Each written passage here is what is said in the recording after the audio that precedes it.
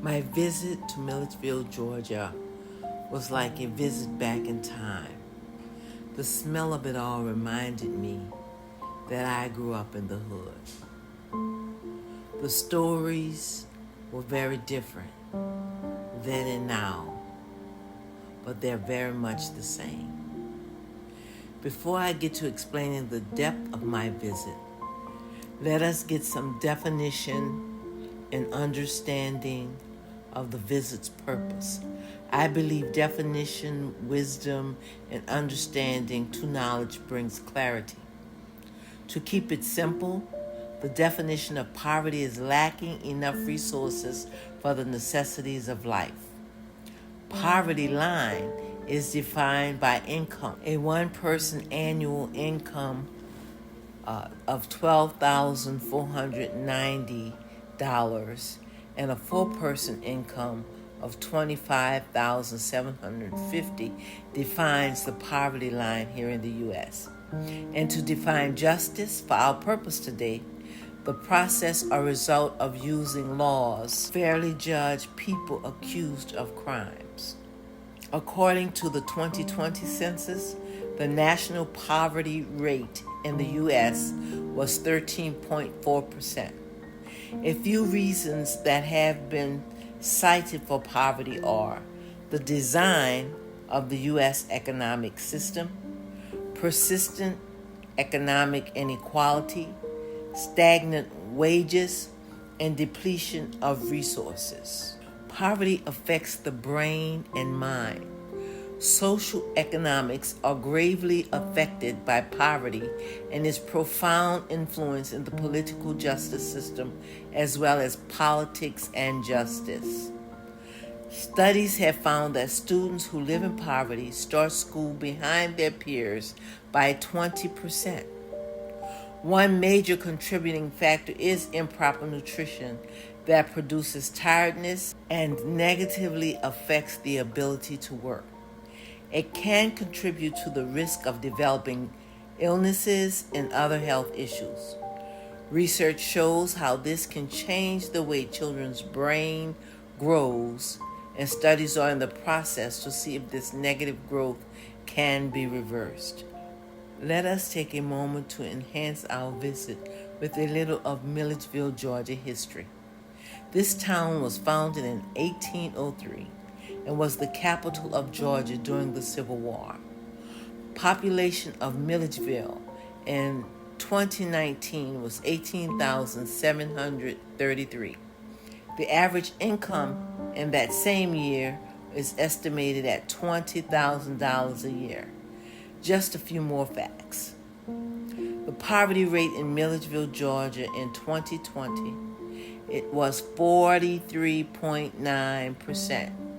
That means 6,798 of 15,472 residents reported living below poverty income. The crime rate in the city proper is 66.4 per 1,000 residents during a standard year. On average, every 3 hours and 11 minutes, a crime is committed. The D grade means that there is much higher crime rate than any other cities in this country. We met with Minister Jermaine Reeves of Legacy by Anointed Ministry to discuss Milledgeville. His ministry assists in the community, especially with convicted felons, much like his old self, and youth prevention. He's a published author, a minister, and a personal trainer. Let us take a walk and visit on the south side of town in Milledgeville, Georgia, with Minister Jermaine Reeves. Good evening. We're here. Welcome to A Moment with Vivacious with Minister Jermaine Reeves, the king of Milledgeville. I want y'all to know that's real. I can't go nowhere with you in Milledgeville without somebody stopping traffic. Right. What that's all about? It's just a whole lot of love and respect. That's all, you know.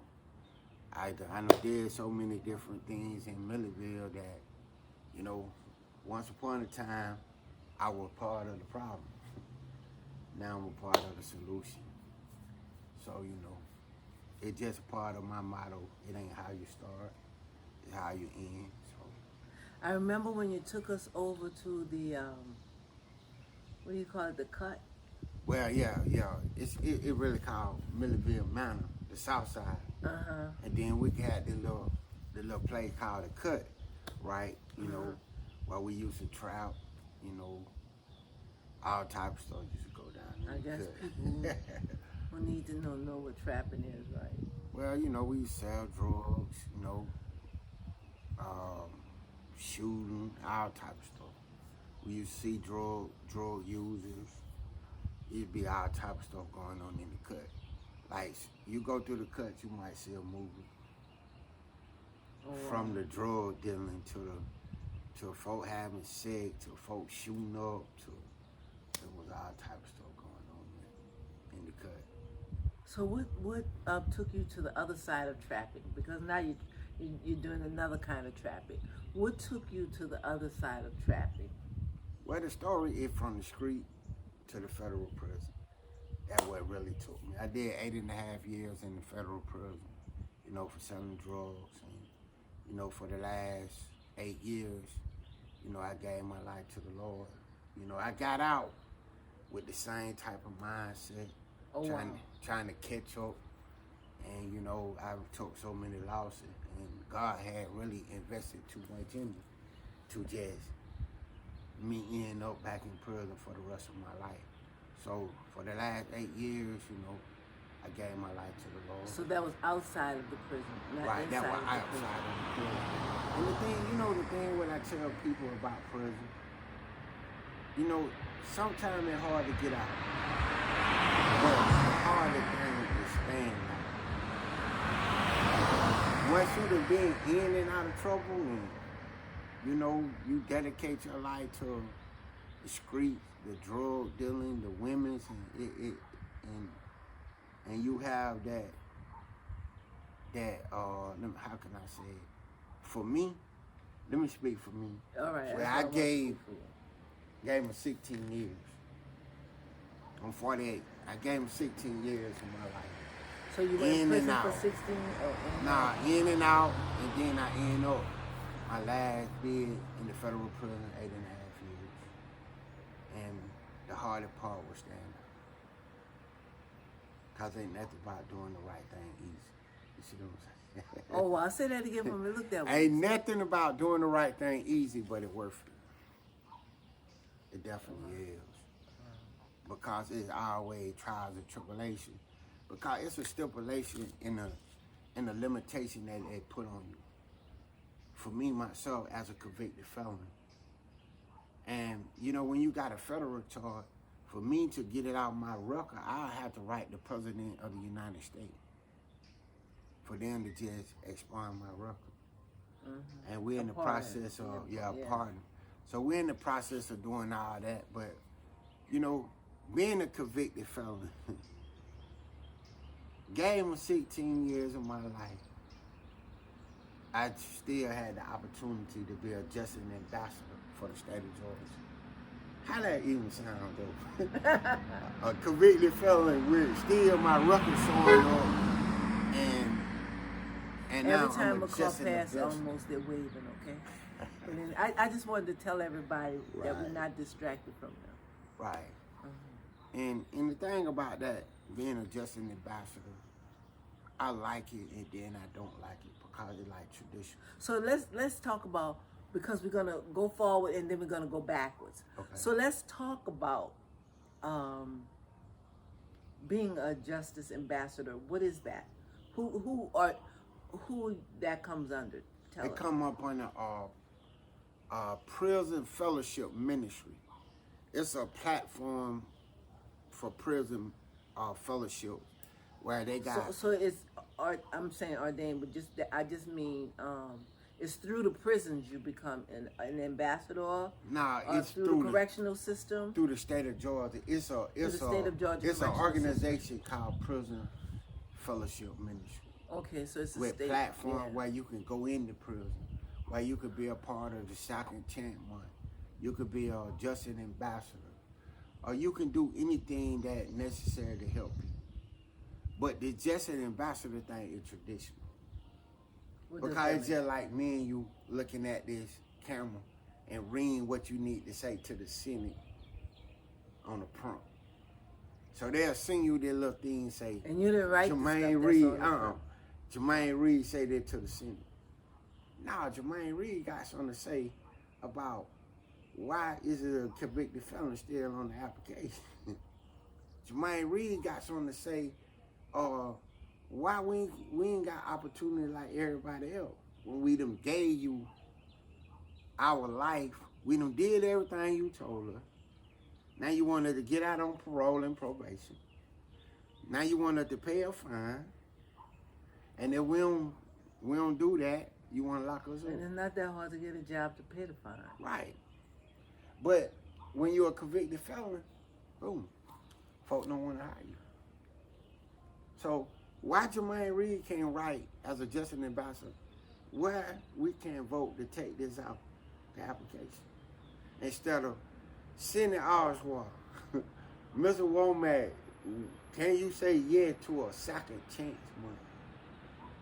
A second chance month? Yeah, it's a second chance month. Well, they done created a platform called the Second Chance Month, where prison when they come back out into society, you know, they vote to be able to help them with opportunity that they, you know. So they only want 1 month to do that? Exactly. So why right there? What I want to say something that already traditional. You see what I'm saying? Why I can't say what on my heart, what I've been through, what I seen, what I witnessed. You know, out of one, you know the statistic is out of one out of 4 parents to convicted felon. That's statistic. Wow. Not including, cause I'm not racist, but you know the truth is the truth. You know, 85%. It's time for us to tell the truth. That's the only way we're gonna get 85%, you know, overcrowded, black, young guys, like a revolving door, you know, so.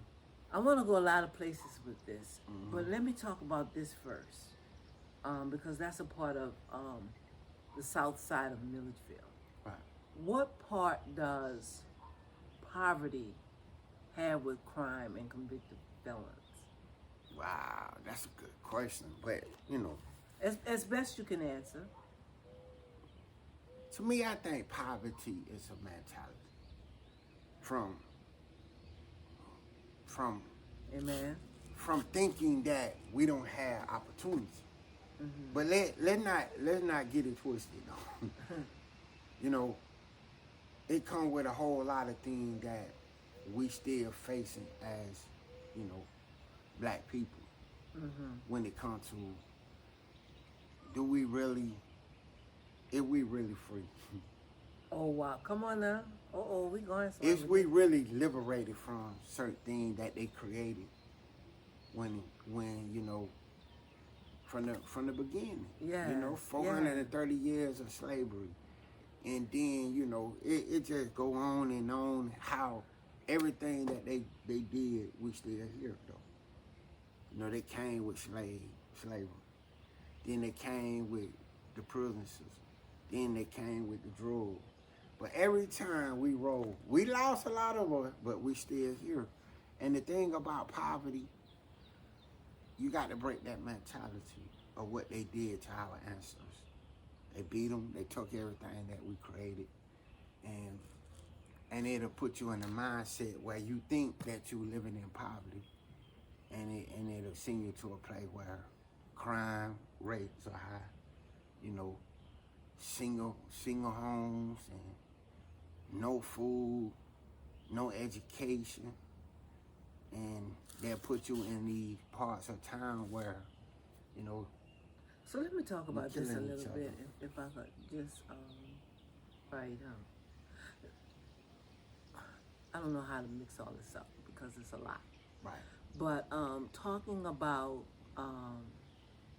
fatherhood and family. Right.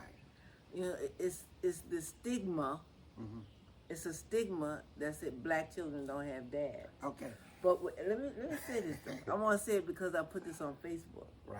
I said that's bull. Black children don't have dads because for Father's Day, people of all ages, all the way back from my age, passed down yours, way down, little babies, they were talking about their dads. Right. So it's not that they don't have dads, but why dads don't, this me, I want you to say everything you're going to say, but I'm going to say, so you can address this, why dads don't put their name on their children's birth certificates? So when you see 72%, I remember when I taught school, 72% of the children we said didn't have a dad because their name wasn't on the birth certificate. So that's you know, that I wanna lay responsibility in both places. Wow. You know, what society want to do us, but what we doing to ourselves. Absolutely. And the thing about, and that you could talk about that in so many ways. I just seen a statistic. They say Father's Day is the worst holiday. They say Halloween is before Father's Day. Yes, indeed it is. So, I'm saying that y'all gotta get like Mother's Day. You start telling them at Christmas. Exactly. Look, Mother's Day is coming up. And that just speak, man, that don't sit right. So what y'all gonna do to change it though? Society. For one, men's gotta take their respect. Right?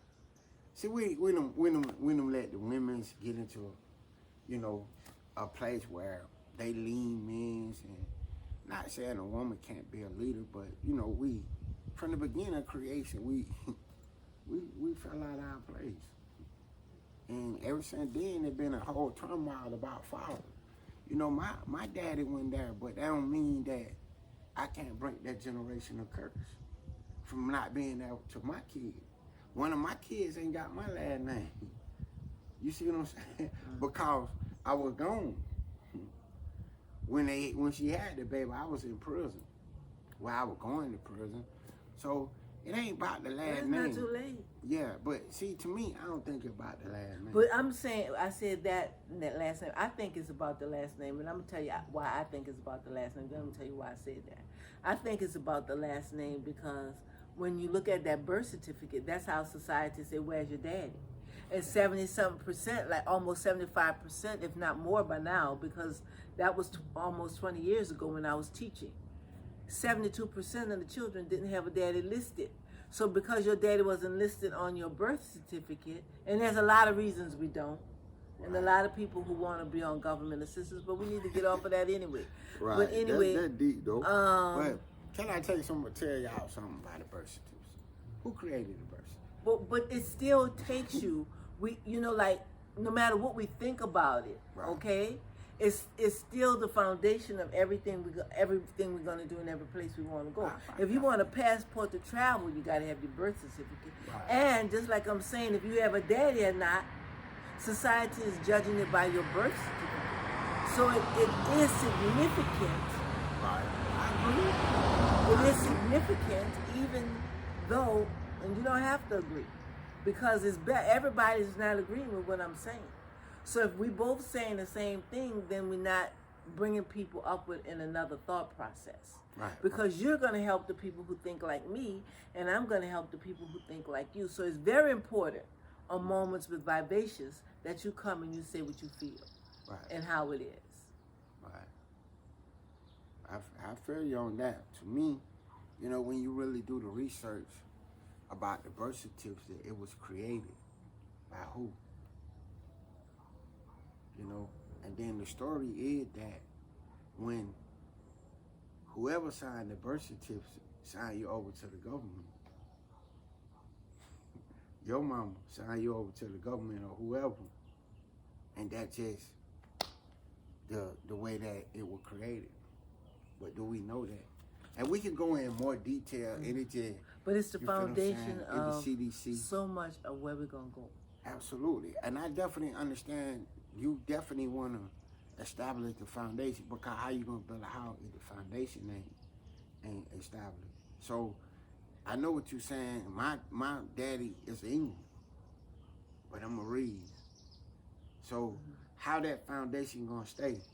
But you're really who your daddy is, so you don't carry. Absolutely. Look, I have a nephew who didn't have my brother's name, and he didn't.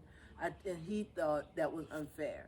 And, well, this is what I'll do for you. For every one of your children. And that deep, though. And because it's who you are who your dad is. Because, look, my dad was a single parent. So I want you to say everything you have to say. Because some of my daddy children got their name and some don't. You see what I'm saying? So that could be a conversation that can last forever because it's deep. That's a conversation some men need to come and have on Moments with Vibration. And it can affect the kid. Why he got your last name and I don't. See, we can go a whole lot of different areas with that. And that's some of the problems. And I know a young lady in her 20s right now, and she said, well, my daddy want to be a daddy too, whoever he want to be a daddy too. Right. You know, so, because I don't know if she had his last name or not, but she felt put out from some of her other siblings. Mm-hmm. Wow. And that I be. Yeah. And that called division. So I think that has to be, even with guys who feel like you, that the birth certificate, you know, is what it is. And people who feel like me, well, they need a birth certificate. And that's how they judging that, whether you're dad or not. You know what I'm saying? Absolutely. And to me, when you don't sign the birth certificate, then that mom's going to go to the government to take care of that child. Right. So in my eyes, that you giving that child over to the government, because the government not going to come say, Daddy, what you going to do?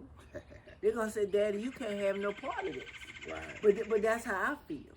Absolutely. You know what I'm saying? So it's a lot to that, though, you know, and it can affect the kid growing up because it's called division, especially when you got one got this name, the other one got this name, and you showing this type of love to that one and not this type of love to that. It can cause a whole lot of damage. And that could be a whole lot of reasons too, because some of the mamas out there crazy too. So absolutely, it's a whole lot of stuff that, you know, can cause you to be in the mindset of poverty, though. But poverty is serious and it's real, you know. So, and we need to be working to do something to create opportunity to people who, when they come to poverty, and educated in so many different ways to be able to get out of poverty. And then what I want to say, like in we want Milledgeville, education, so you want. Mm-hmm. Like in Milledgeville, Georgia, you got areas, south side, north side, east side, west side, you know, down loud, whatever. So me, myself, I'm talking about from me. Mm-hmm. 6 years ago, I wanted to move out the south side to go in a better area, and get what? When she was filling out the application to get an apartment out here while they living good, get what she said? Well, Miss Reed, we can start the process. I said, for what? She said, because you're a convicted felon. And that gotta stop. So you're telling me I'm supposed to be on the south side all my life? I can't move over there in Beverly. You see what I'm saying? Mm-hmm. And that's why it's so much going on in the world. And that's horrible, but how do we make the south side better? We got to get our neighborhood back. And they got to start with us. Because I done been in the meeting with the mayor. I done been in the meeting with the fire department, the Senate. And they ain't talking about nothing. They talking about the south side. But I ain't doing nothing. I just went through the south side. The basketball globe on the side of the road. But you want to pay money to put up a camera. What about the basketball globe? You see what I'm saying? Yes. And you wonder why these kids over there doing what they doing. We ain't got no resources. They taking the resources, telling me they want to build roads and they want to put up cameras. But these kids playing back, they got to move. You got to blow your horn. Man, let me get through here. And they wonder why Milledgeville like it is. And it ain't just in Milledgeville, it's everywhere. They got the resources, but they want to call you to these meetings to get your resources, to use your influence. Nah, they not going to use Let's talk about your influence. Let's talk about that. Okay. So, They always call you when they need Absolutely, someone who yes. can influence the South Side. Absolutely. Tell us about that influence, and I understand that that is supernatural, but anyway, but tell us, I'm telling you, sitting down with this man, I don't care where you're at, in Milledgeville, everybody passing, stopping traffic to say hi.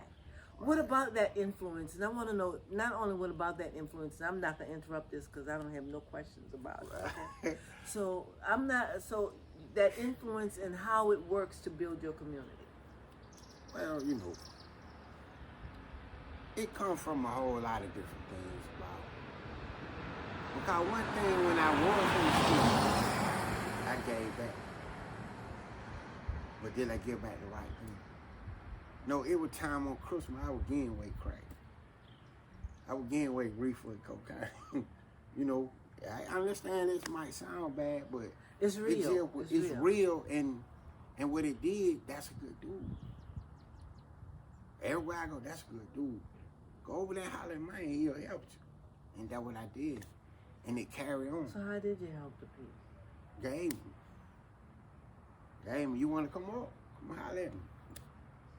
Even though it was wrong, but come on. We got to come together.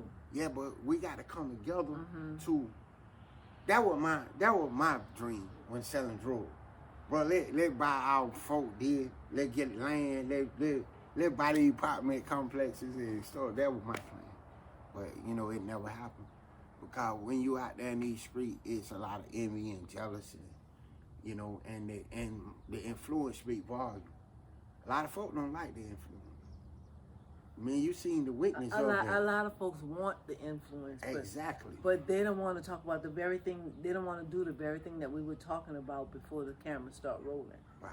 Is what it takes to you know, everybody sees the sunshine. They seen the sunshine. I've been through some things. But they don't know the sunshine when the rain is there. So sometimes we still in our storm. See, that what I'm saying. And we can't see the rain, and they can. So they're back there talking about us, trying to think their life is going to get better. Because it's a lot came with this influence. The prison, the bullet hole, the stab wound, you know, the car wreck. It's a lot to be in a place where I'm still here. I just give God all the glory, and because it wasn't for Him, I won't be here. And so, you know, for God to, we don't need another one. For God to bring me through what I've been through, you know, and to be able to see the influence manifest in Milledgeville and around everywhere I go, it just truly a blessing. It really is. So, you know, it just comes from morals and ethics. It just comes from a whole lot of giving and loving people where they at. So, loving kindness have I drawn thee. Yes. So tell us now, where's the name of your ministry? Where's your ministry today? You know, we want to know about the books. Some of these guys may need these books to read to help them to get. Can you tell us about? I want to know about the glory, because sometimes when you're stuck right here, you can't see the glory. Like I tried to tell a young girl the other day. I said, look, this is a war. Right. But look how many battles you won. It takes many battles to make the war, right? Absolutely. So I want to talk about some of the battles that you won. Wow. In prison, because I know you left some stuff back there too. Right.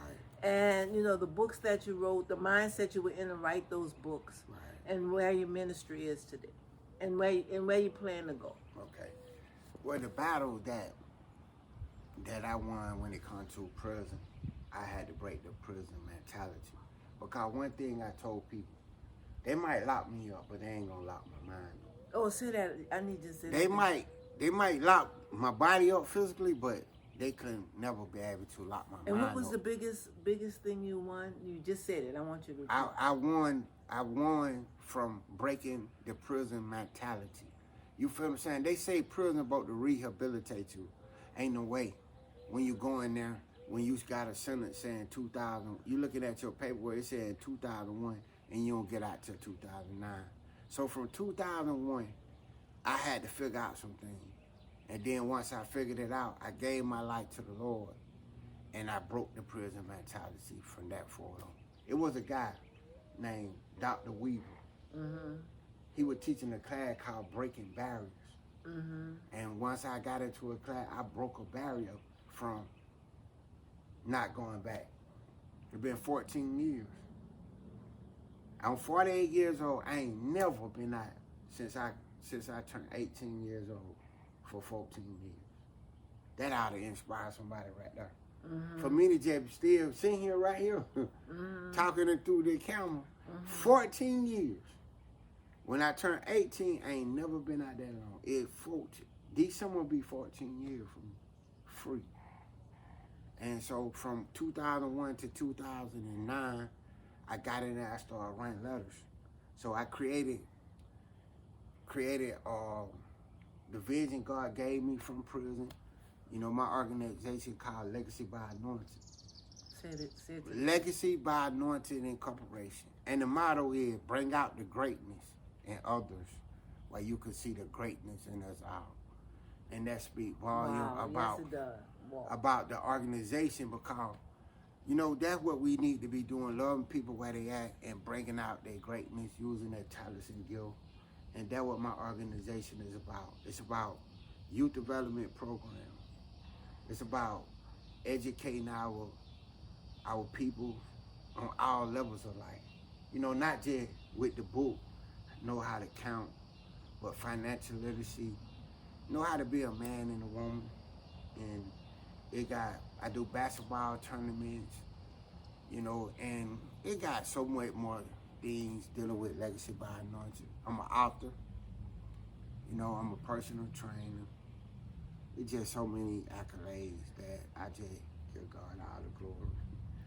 And you know, the next step for me is I want to start an academy. Oh, wow. And God gave me the vision when I was in prison.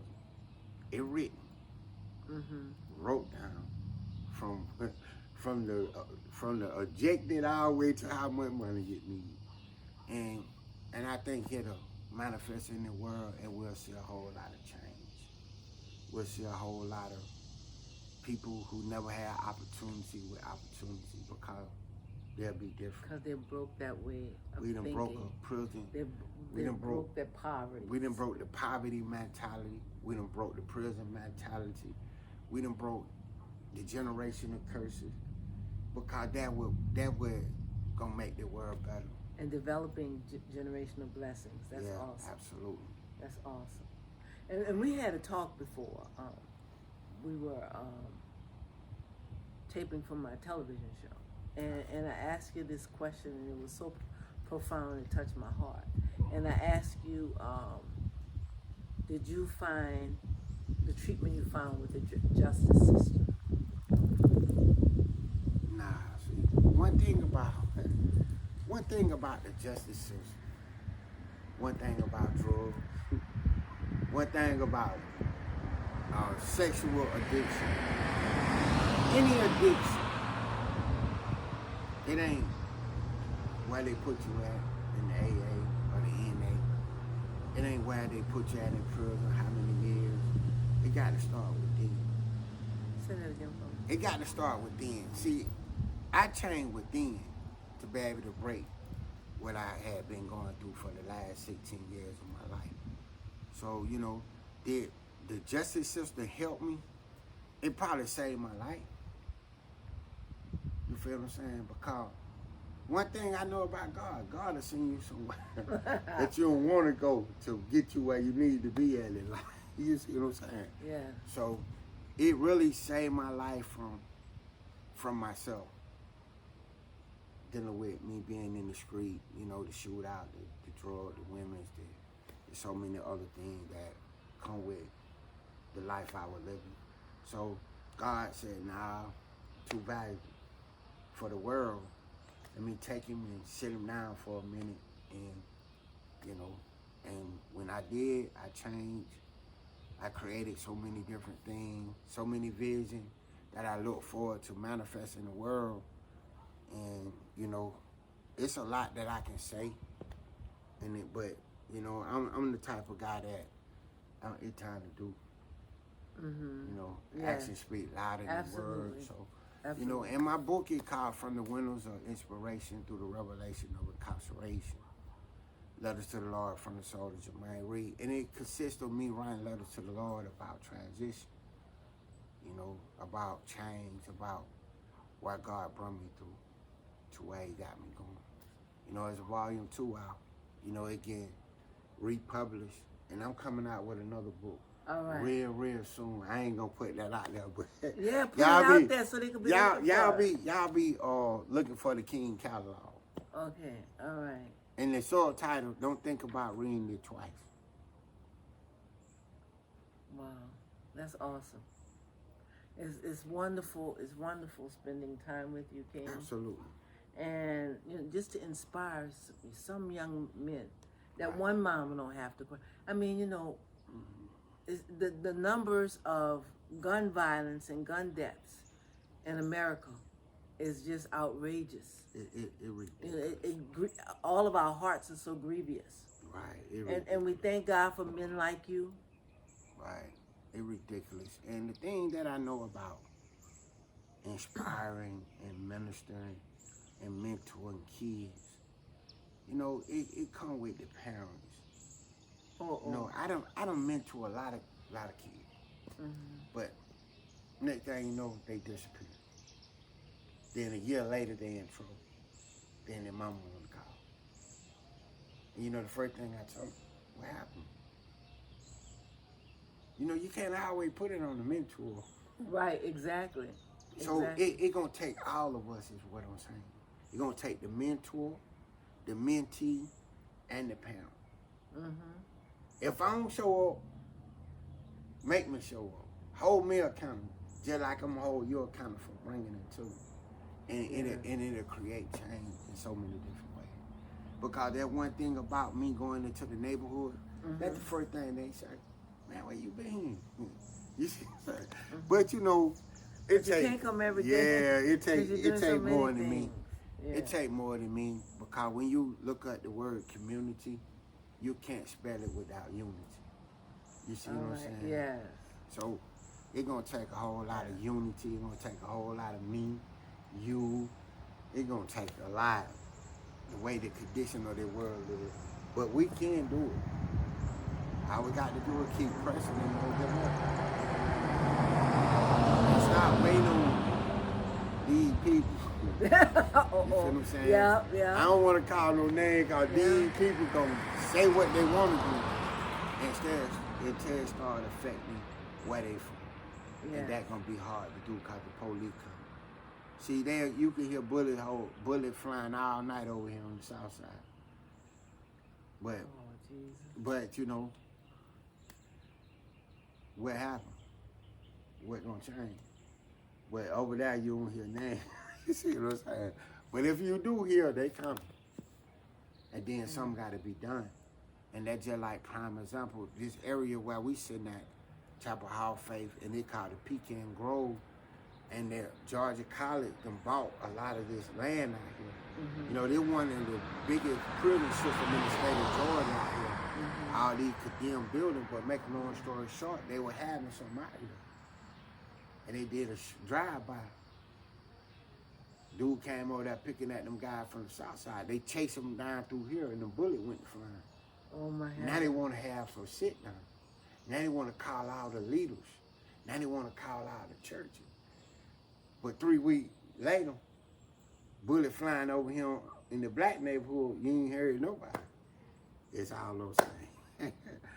So it's gonna take more than just me, more than so many great leaders and advocates out there. But you know, until we could come together, man, it's still gonna be the same. But it can be done. I have faith it can be done. The King, Minister Jermaine Reeves, with Legacy by Anointing. Right. Thank you so much. You're absolutely welcome. Definitely. And you know, you can get my website. Give it to them. Legacy by Anointed, starsite.org, and then you can go to amazon.com/author/Jermaine.reed, and then you can go to readj43.wixsite.com/coach. And you can find me, you know, on Facebook, Instagram. Because the story is real. Yes, it's real. And the results are, and what's better than the story, the whole story. Absolutely. The results are real. Absolutely. Thank you so much, King. You're welcome.